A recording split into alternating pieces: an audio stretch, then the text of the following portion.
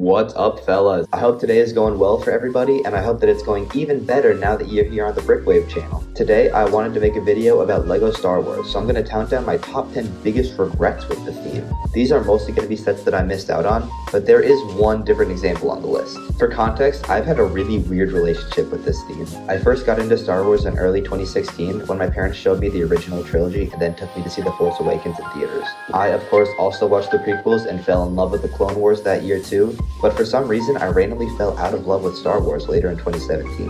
I didn't really have a reason for being less interested. I think I just put all of my attention elsewhere. Speaking of which, when I say this is going to be a lot of sets I missed out on, I mean this is going to be sets that I had the opportunity to get. To meet that criteria, that means it has to be within a reasonable budget for allowance money or for birthday gifts since I was a kid, so you're not going to see many UCS sets or ones that retired before 2016. I did get a job in 2021 though, so any sets that were a bit more expensive could still find a place on this list because I would have had a decent amount of extra funds there. I also had my LEGO Dark Ages, as the community likes to call them, from the middle of 2019 to the start of 2023, where I wasn't into LEGO at all because I thought I was getting too old, but then I randomly remembered that LEGO is cool one day and decided to get back into it. I didn't get back into Star Wars until February of this year though. All of that to say that this list is going to be mostly sets released from 2015 to like 2022, so don't expect any drop ship with ATOT or anything like that. To start off with some rapid fire honorable mentions, the Hellfire Droid, A-Wing, 2017 and 2022 Republic Fighter tanks, and Anakin's Jedi Starfighter and Interceptor were all pretty cheap sets that I totally could have gotten at any point really, but now they're just way too expensive on the aftermarket. I also wish I had gotten the Homing Spider Droid and Droid Gunship that were available when I was aware of them, but of course I had to skip out just like the AT-AP Walker, another missed out Kashyyyk set. I also definitely wish I had asked for some larger sets for gifts instead of what I really did, which you'll see in a moment, particularly the Rebels A-Wing vs TIE Advanced, Starfighter with Hyperdrive, and 2015 Sith Infiltrator because I don't love the build of the new one. I also sadly missed out on the 2019 Slave 1, Tantive 4, Kylo Ren Shuttle, AT-AT, and Inquisitor transport sites because of the whole Dark Ages thing. Lastly, if I had to have an 11th place spot, it would definitely go to the 2018 X-Wing because it's awesome and I definitely was still into LEGO at the time, just not Star Wars. But it doesn't make the real list because I have Poe Dameron's X-Wing and the 2023 UCS version. At number 10, I kind of have something that'll give even more context to the rest of this list, and that's the fact that I was buying or asking for buildable figures and LEGO Dimensions packs instead of normal sets. I know, I was crazy, but don't worry, I already offloaded my buildable figures at my local Bricks and Minifigs, so I got the toxins out of the house. But yeah, with all the money I spent, or that my parents spent on buildable figures and Dimensions packs, I probably could have gotten at least half of this list, plus a lot of other sets around that time that I wanted. This had a lot to do with my impatience and inability to save up for big sets, because these things were never too expensive.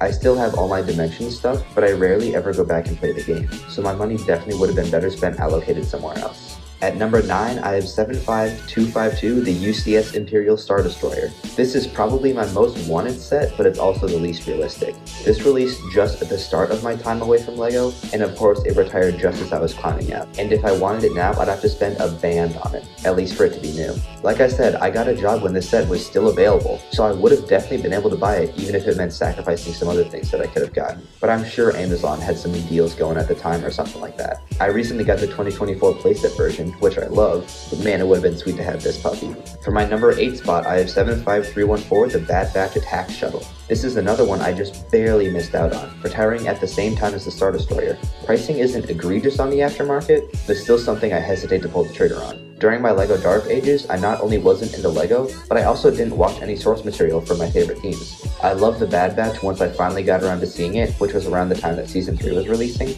and I also really loved their Clone Wars arc. Side note, the Bad Batch has the best score out of any characters in the TV shows.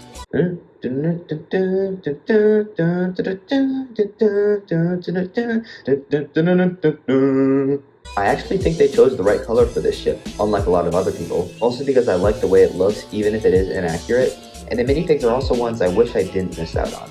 LEGO, please make a non-Imperial Crosshair. Cruising into the 7th spot is 75156 Krennic's Imperial Shuttle.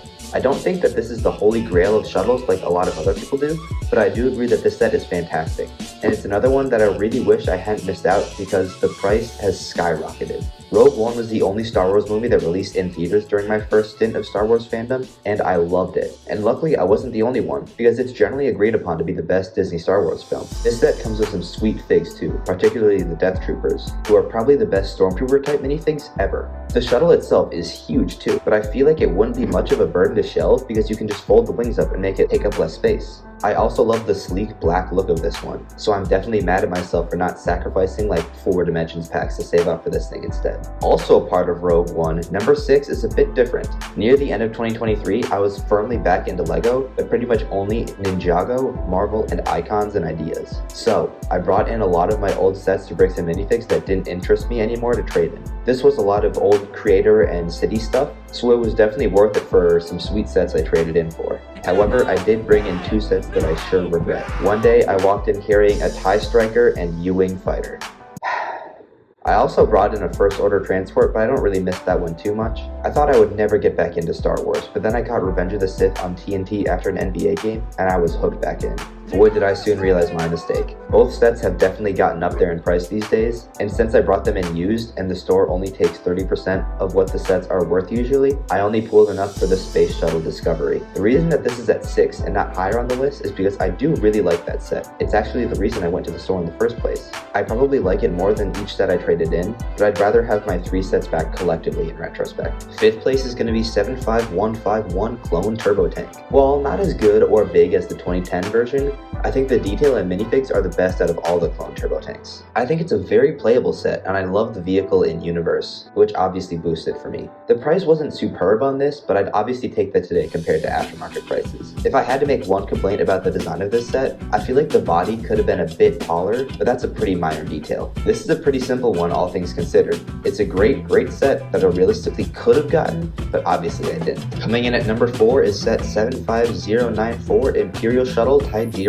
In my opinion, besides the UCS Imperial Shuttle, this is the best shuttle LEGO's ever released, even better than Krennic's shuttle. I love every part of this set, and the Leia minifig is something that we might not see again. If you've seen my top 10 most nostalgic sets video, when I got the Death Star Duel, I could have gotten that set or this set, and while I still love that set, I've definitely grown more fond of ships in general compared to scenes, which I think I liked better back then. I think the set was on sale at the time too. Like Krennic's shuttle, this set is impressively scaled but isn't a burden to display, and I think the landing gear is a great function on this set. My favorite part has to be the back exhausts though, which just look too good. The bronze medal today goes to set 75309, the UCS Republic Gunship. I know people like to hate on this set because of the minifigs, but I disagree. The minifig choices and comments made about them are controversial, but you can't really ask for much more in terms of the quality with the figs here. They're not outstanding by any means, but they don't turn me off from the set like it does for many. If I had been into LEGO at the time, I definitely could have afforded this beauty, because I had gotten my job at this point. The 2013 Gunship is my most wanted Star Wars set in general, not on this list because I never really had a great opportunity to get it, but this set would be such a sick display piece too. I think the build is perfect besides the studdy look on the back, and I love the cockpit area and cannons specifically. And this set is also super high because it retired when I was into LEGO, but before I got into Star Wars, which is so painful to think about it now. God, I was so close.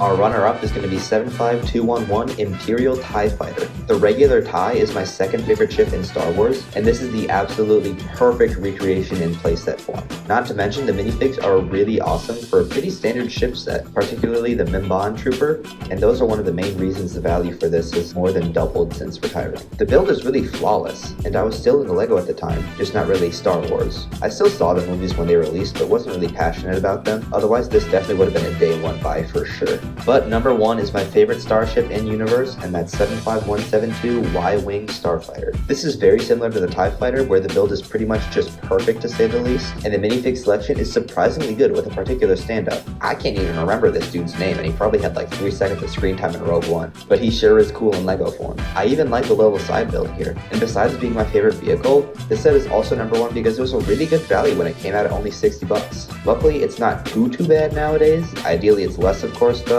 and I really would have liked to take advantage back in 2017. I was still into LEGO Star Wars when this came out too, but I really don't know why I didn't pick this one up. And that's gonna do it, fellas. Thank you so much for joining me on this list, and make sure y'all are responsible now after you say goodbye to me. Bye-bye now.